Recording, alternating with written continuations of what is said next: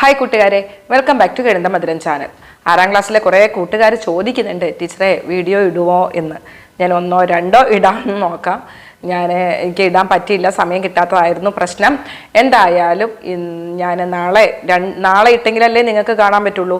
അപ്പോൾ അതുകൊണ്ട് നാളെ 1 or 2 വീഡിയോ ഇടാൻ പറ്റുമോ എന്ന് നോക്കാം. ഏതായാലും ക്വസ്റ്റ്യൻ വായിച്ച് എങ്ങനെ ആൻസർ ചെയ്യാം എന്നുള്ളതിൻ്റെ എക്സാമ്പിൾ എന്തായാലും നിങ്ങൾക്ക് കിട്ടും. നിങ്ങളൊന്ന് ശ്രദ്ധിക്കുക. ആദ്യത്തെ ചോദ്യം എന്ന് പറയുന്നത് ആക്ടിവിറ്റി 1 ആണ്. ആംഗിൾ ഇൻ എ സർക്കിൾ, അതായത് വൃത്തത്തിലെ കോൺ. ഞാൻ കൂട്ടുകാരോട് പറയുന്നത് ചോദ്യം വായിച്ചിട്ട് അതിൻ്റെ അർത്ഥം ഗ്രഹിച്ച് എഴുതാൻ നിങ്ങൾ പഠിക്കണം. അപ്പോൾ ചില സ്കൂളുകാർ ഒന്നും വായിച്ചു കൊടുക്കില്ല, ടീച്ചറിൻ്റെ സ്കൂളിൽ ഒന്നും വായിച്ചു കൊടുക്കുന്നില്ല, കുട്ടികൾ സ്വന്തം വായിക്കണം. അപ്പം നിങ്ങൾ നന്നായിട്ട് ചോദ്യം വായിച്ച് എന്താണ് പറഞ്ഞിരിക്കുന്നത് അത് നിങ്ങൾ കണ്ടെത്താൻ ശ്രമിക്കുകയാണ് വേണ്ടത്. ഇവിടെ നമുക്കൊന്ന് നോക്കാം. വൃത്തത്തിലെ കോണാണ്, നിങ്ങൾക്ക് കണ്ടറിയാം. 3 ചിത്രം ഇവിടെ തന്നിട്ടുണ്ട്. എന്നിട്ട് ആദ്യത്തേത് നോക്കൂ. Examine the pictures BQY are the centres of the circles. The triangle, the square and the pentagon inside the circles are formed by dividing the circle into equal parts and joining the points. Based on the above pictures, answer the following questions. അതായത് ഈ ചിത്രങ്ങൾ 3 നിങ്ങളൊന്ന് പരിശോധിച്ച് നോക്കുക. ഞാനത് കുറച്ച് വലുതായിട്ട് ഇവിടെ ചെയ്തിട്ടുണ്ട്. 1, 2, 3 ഇത് 3 നിങ്ങൾ പരിശോധിച്ച് നോക്കുക. എന്നിട്ട് നോക്കൂ, BQY എന്നിവ വൃത്തങ്ങളുടെ കേന്ദ്രങ്ങളാണ്. BQY ഇത് സെന്ററാണ്, വൃത്തത്തിന്റെ കേന്ദ്രങ്ങളാണ്. എന്നിട്ട് ഈ വൃത്തങ്ങളെ തുല്യ ഭാഗങ്ങളാക്കിയപ്പോൾ, ഈക്വൽ പാർട്സ് ആക്കിയപ്പോൾ കിട്ടിയ ബിന്ദുക്കൾ ചേർത്ത് വരച്ചതാണ് വൃത്തത്തിലെ ഈ ത്രികോണം, സമചതുരം, പഞ്ചഭുജം എന്നിവ. ചിത്രത്തെ അടിസ്ഥാനമാക്കി താഴെ പറയുന്ന ചോദ്യങ്ങൾക്ക് ഉത്തരങ്ങൾ കണ്ടെത്തുക. ഇതാണ് ചോദ്യം. ഒന്നാമത്തെ ചോദ്യം എ. ആംഗിൾ XYZ അളവ് എത്രയാണ്? Find the measures of angle XYZ. അപ്പൊ നമുക്ക് ഏതാണ് XYZ നോക്കാം. നോക്കൂ, ഇതിലാണ് കേട്ടോ, ചിത്രം 3 XYZ. ഇവിടെ നിങ്ങൾ ശ്രദ്ധിക്കേണ്ട ഒരു കാര്യമുണ്ട്. എത്ര ഈക്വൽ പാർട്സ് ആണ് നോക്കുക. 1 ഇവിടെ 2 വരും, 3, 4, 5. അപ്പം 360. വൃത്തം എന്ന് പറയുന്നത് 360 ഡിഗ്രി. 360നെ 5 തുല്യ ഭാഗങ്ങളാക്കണം. 360നെ 5 ഈക്വൽ പാർട്സ് ആക്കുക, തുല്യ ഭാഗങ്ങളാക്കുക, അതിനെ ഹരിക്കുക. അപ്പൊ ഇവിടെ നമുക്കറിയാം 7, 5, 35 ആണ്. ബാക്കി 1, 10, 5, 2, 10. അപ്പൊ എത്ര ഡിഗ്രിയാണ് വരിക? 72 ഡിഗ്രി. ഇതറിയുന്ന കുട്ടികൾക്ക് അറിയാം 5 തുല്യ ഭാഗങ്ങൾ എന്ന് പറയുമ്പോൾ 72 ഡിഗ്രി ആണെന്ന്. അപ്പൊ ഇവിടെ നിങ്ങൾ എഴുതിക്കോളാം, എ എന്ന് എഴുതിയിട്ട് ആംഗിൾ XYZ സമം 72 ഡിഗ്രി. ഇനി അടുത്ത ചോദ്യം നമുക്കൊന്ന് നോക്കാം. B. Which figure has right angle? ഈ ചിത്രത്തിൽ തന്നിട്ടുള്ളതിൽ, ഈ ചിത്രം 3 ചിത്രം നോക്കുക. ഇതിൽ തന്നിട്ടുള്ളതിൽ മട്ടകോണുള്ളത് ഏതാണ്? മട്ടകോൺ നമുക്കറിയാലോ, എത്രയാണ്? 90 ഡിഗ്രി വരും. അപ്പം ഇവിടെ 4 തുല്യ ഭാഗങ്ങൾ. ഇവിടെ നോക്കൂ, 1, ഇവിടെ 2, 3, ഇവിടെ 4. അപ്പം എത്ര? 4 തുല്യ ഭാഗങ്ങൾ വരുമ്പോൾ ഇതാണ് ചിത്രം 2. അപ്പം നിങ്ങൾ ബി എന്ന് എഴുതിയിട്ട് നിങ്ങൾ എഴുതേണ്ടത് എന്താണ്? പിക്ചർ 2 അല്ലെങ്കിൽ പിക്ചർ 2 അല്ലെങ്കിൽ ചിത്രം 2 എന്നാണ് എഴുതേണ്ടത്. അടുത്ത ചിത്രം. Draw the next picture according to the above 3 and write the measure of the angle. Divide a circle of 3 centimetre radius into 6 equal parts. അതായത് തുടർച്ചയായ 4ാമത്തെ ചിത്രം വരയ്ക്കണം. ഇത് 3 തുല്യ ഭാഗങ്ങളാണ്, ഇത് 4 തുല്യ ഭാഗങ്ങൾ 5. അപ്പൊ എത്രയായിട്ട് ഭാഗിക്കണം? 6 തുല്യ ഭാഗങ്ങളാക്കിയതാണ് വേണ്ടത്. പക്ഷെ ഇതിനൊരു മാനദണ്ഡമുണ്ട്, അളവുകളുണ്ട്. എന്താണ്? 3 സെന്റിമീറ്റർ ആരമുള്ള വൃത്തത്തെ 6 തുല്യ ഭാഗങ്ങളാക്കണം. അപ്പൊ കറക്റ്റ് നിങ്ങൾ എന്ത് ചെയ്യണം? സ്കെയിലിൽ 3 സെന്റിമീറ്റർ നിങ്ങൾ അളന്നെടുക്കണം. അളന്നെടുത്തിട്ട് ചിത്രം വരയ്ക്കണം. ഞാൻ വരയ്ക്കുന്ന സമയത്ത് കുറച്ച് സമയം വേസ്റ്റ് ആവും എന്നറിഞ്ഞുകൊണ്ട് ഞാനിവിടെ വരച്ചിട്ടുണ്ട്. 3 സെന്റിമീറ്റർ ആരത്തിൽ ഞാനിവിടെ ഒരു വൃത്തം വരച്ചിട്ടുണ്ട്. എന്നിട്ട് അതിന് 6 തുല്യ ഭാഗങ്ങളാക്കി. എന്നിട്ട് പറഞ്ഞത് ഇവിടെ കൃത്യമായിട്ട് നമുക്കറിയാം ഈ ആംഗിൾ എന്താണെന്ന് നമുക്ക് കണ്ടുപിടിക്കാം.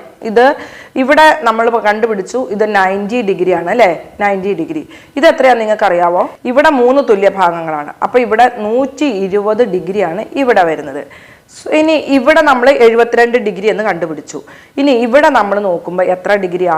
അവിടെയും നമുക്ക് കണ്ടെത്താം എന്താണ്? ആകെ 360 ഡിഗ്രി.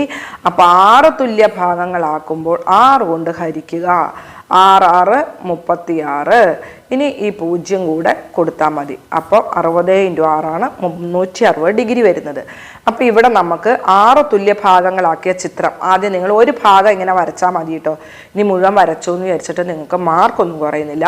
പിന്നെ ഞാനിവിടെ സ്കെച്ച് പെന്ന് കൊണ്ടാണ് വരച്ചത്. ഒരൊറ്റ കുട്ടി പോലും സ്കെച്ച് പെന്ന് കൊണ്ട് വരയ്ക്കരുത്. വൃത്തം വരയ്ക്കുമ്പോൾ നിങ്ങൾ വൃത്തത്തിൽ കോമ്പസിൽ പെൻസിലാണെങ്കിൽ പെൻസിൽ നിങ്ങൾ കറക്റ്റ് ഇത് കയറ്റിയിട്ട് ചിലരുണ്ടല്ലോ വലിയമ്മമാരുടെ പല്ലാറിന പോലെയുള്ള ഈ കോമ്പസിൽ ഇട്ടിട്ട് പെൻസിൽ ആടിക്കഴിഞ്ഞാൽ നിങ്ങൾക്ക് വരയ്ക്കാൻ പറ്റില്ല.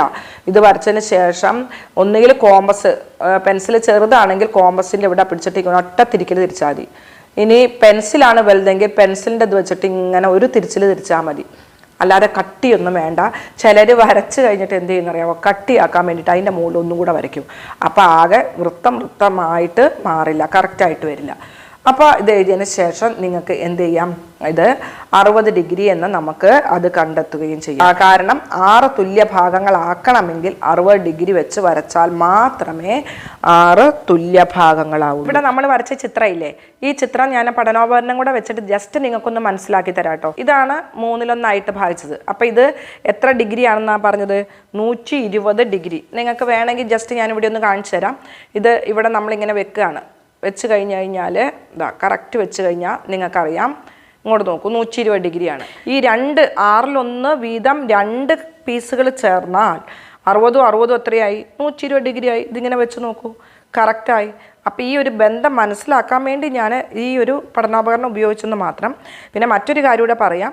ഇത് 4 തുല്യ ഭാഗങ്ങളാണ്. ഇത് നമുക്ക് ഇങ്ങനെ വരച്ച് കഴിഞ്ഞാൽ ഇവിടെ ഒന്ന് വരച്ച് കഴിഞ്ഞാൽ ഇതേപോലെ ചതുരമാണ് കിട്ടുക. ഇതിൽ ഓരോ കോണ് എത്രയാണ് എന്നറിയാൻ വേണ്ടി നമുക്കറിയാം. 4 തുല്യ ഭാഗങ്ങളാകുമ്പോൾ 90 ഡിഗ്രിയാണ് വരിക. നമുക്ക് വേണമെങ്കിൽ ജസ്റ്റ് ഇവിടെ ഒന്ന് വെച്ച് ഞാൻ കാണിച്ചു തരാം കേട്ടോ. 90 ഡിഗ്രി കണ്ടോ? ഇതേപോലെ 5 ഭാഗങ്ങളാകുമ്പോൾ 72 ഡിഗ്രി എന്നാണ് നമ്മൾ പഠിച്ചത്. ഇത് ഞങ്ങൾക്ക് ബന്ധം ഒന്ന് മനസ്സിലാക്കാൻ വേണ്ടിയിട്ട് കാണിച്ചെന്നേ ഉള്ളൂ. ഇപ്പോൾ കൂട്ടുകാർക്ക് മനസ്സിലായില്ലേ? അപ്പോൾ ഈ ചോദ്യങ്ങളാണ് ഒന്നാമത്തെ ചോദ്യത്തിലുള്ളത്. ഇനി നമുക്ക് രണ്ടാമത്തെ ചോദ്യം ഒന്ന് നോക്കാം കേട്ടോ. അടുത്തത് ആക്ടിവിറ്റി 2 ആണ്. ചോദ്യം 2ഓ 3ഓ വട്ടമൊക്കെ വായിച്ചിട്ട് വേണം ചെയ്യാൻ. Activity 2, divide the rectangle. അതായത് ഒരു ചതുരത്തെ ഭാഗിക്കുകയാണ്. 2 rectangles of the same size are equally divided into different ways are shown below. അതായത് ഇവിടെ 2 ചതുരമുണ്ട്, ഒരേ വലിപ്പമുള്ളതാണ്. ഈ 2 ചതുരങ്ങളെ തുല്യമായി ഭാഗിച്ചത് നിങ്ങളൊന്ന് നോക്കുക. ഇത് ഈ രീതിയിലാണ് ഭാഗിച്ചത്, ഇത് ഈ രീതിയിലാണ്. നിങ്ങൾ ചിത്രം വരയ്ക്കൊന്നും വേണ്ട. ഇതിനെ ബേസ് ചെയ്ത് നമ്മൾ ഈ ചോദ്യത്തിൻ്റെ താഴെ തന്നിട്ടുള്ള ചോദ്യത്തിൻ്റെ ഉത്തരം എഴുതിയാൽ മതി. ആദ്യത്തെ ചോദ്യം, what is the fraction of the shaded portion in rectangle 1? അതായത് ചതുരം 1-ലെ ഷെയ്ഡ് ചെയ്ത ഭാഗത്തെ സൂചിപ്പിക്കുന്ന ഭിന്നസംഖ്യ. ചതുരം 1-ൽ ഷെയ്ഡ് ചെയ്ത ഭാഗം. അപ്പം എന്നിട്ടിട്ട് നമുക്ക് എഴുതാം. ആണ്. ഇവിടെ എത്ര തുല്യ ഭാഗങ്ങളാണ്? 3 തുല്യ ഭാഗങ്ങൾ. അപ്പോൾ അതിനെ സൂചിപ്പിക്കുന്ന ഭിന്നസംഖ്യ എന്താണ് വരിക? 1/3, 1/3. അതായത് 1/3. 1/3 പാർട്ട്, 1/3 ഭാഗം അല്ലെങ്കിൽ 1/3. ഓക്കെ. ഇനി അടുത്തത് ബിയിൽ എന്താണ് ചോദിച്ചിരിക്കുന്നത്? What is the fraction of the shaded portion in rectangle 2? ഇതേ ചോദ്യം തന്നെയാണ്, പക്ഷേ ഈ ചിത്രം 2-ലെയാണ് നമുക്ക് എഴുതേണ്ടത്. അതായത് ചതുരം 2 ഷെയ്ഡ് ചെയ്ത ഭാഗത്തെ സൂചിപ്പിക്കുന്ന ഭിന്നസംഖ്യ. ഇവിടെ 6 തുല്യ ഭാഗങ്ങളാണ്. അപ്പം ഈ ഒരു ഭാഗത്തെ സൂചിപ്പിക്കുന്നത് 1/6 ആണ് വരിക. 1/6 പാർട്ട്, 1/6 ഭാഗം എന്ന് നിങ്ങൾക്ക് എഴുതാവുന്നതാണ്. ഇനി അടുത്ത മറ്റൊരു ചോദ്യം C. Write the relation between the shaded portions of the 2 rectangles. അതായത് ഇവിടെ 2 ചിത്രങ്ങളുണ്ട് അല്ലേ? ഈ 2 ചിത്രങ്ങളുടെയും ഷെയ്ഡ് ചെയ്ത ഭാഗങ്ങൾ തമ്മിലുള്ള ബന്ധം. ഈ ബന്ധം നമുക്ക് പല രീതിയിൽ എഴുതാം. നിങ്ങൾക്ക് ഏത് രീതിയാണ് വേണ്ടതെന്ന് നിങ്ങൾ തന്നെ ആലോചിച്ചാൽ മതി. ഞാനിവിടെ അത് എഴുതി വെച്ചിട്ടുണ്ട്, സമയം കളയണ്ട എന്ന് വിചാരിച്ച്. അതായത് നമുക്ക് ഇത് എഴുതാം. 1/3 പകുതിയാണ് 1/6. അതായത് 1/6 ഈസ് ഹാഫ് ഓഫ് 1/3. ഇവിടെ എഴുതി വെച്ചിട്ടുണ്ട്. അല്ലെങ്കിൽ നമുക്ക് വേറൊരു രീതിയിൽ പറയാം, 1/6 2 മടങ്ങാണ് 1/3. അതായത് 1/3 ഈസ് 2 times of 1/6, അല്ലെങ്കിൽ 1/3 ഈസ് twice of 1/6. ഈ രീതിയിലൊക്കെ നമുക്കത് പറയാം. അത് ടീച്ചർ ഇവിടെ എഴുതി വെച്ചിട്ടുണ്ട്, നിങ്ങളൊന്ന് നോക്കിയാൽ മതി, എഴുതുമ്പോൾ നോക്കിയാൽ മതി. ഞാനത് പറഞ്ഞ് മനസ്സിലാക്കി തന്നല്ലോ. ഇനി അടുത്തത് find the half of 1/6. Find the half of 1/6, അതായത് 1/6 പകുതി എത്ര? അപ്പൊ ഡി ആണ് 1/6 പകുതി. അത് കാണാൻ എന്താ ചെയ്യണ്ടേ? 1/6 ഇൻറ്റു 1/2 അല്ലേ? 1/6 പകുതി എന്ന് പറഞ്ഞാൽ ഇതല്ലേ വരിക. അപ്പോ 1/6 പകുതി എത്രയാ വരിക? 1/12 പാർട്ടാണ് വരിക. 1/12 ഭാഗമാണ് നമുക്കത് കിട്ടുന്നത്. കൂട്ടുകാർക്ക് മനസ്സിലായില്ലേ? അപ്പോൾ ഇനി ഞാൻ അടുത്ത വീഡിയോയിലാക്കി ഇടാം. നിങ്ങൾക്ക് ഒത്തിരി സമയം കണ്ടുകൊണ്ടിരിക്കണ്ടല്ലോ. അപ്പോൾ ചോദ്യം നന്നായിട്ട് വായിച്ച് നന്നായിട്ട് ചെയ്യുക. Wish you all the best. ബാക്കി പ്രവർത്തനങ്ങളുമായിട്ട് നെക്സ്റ്റ് അടുത്ത വീഡിയോയിൽ നമുക്ക് കണ്ടുമുട്ടാം. Love you all. ബൈ.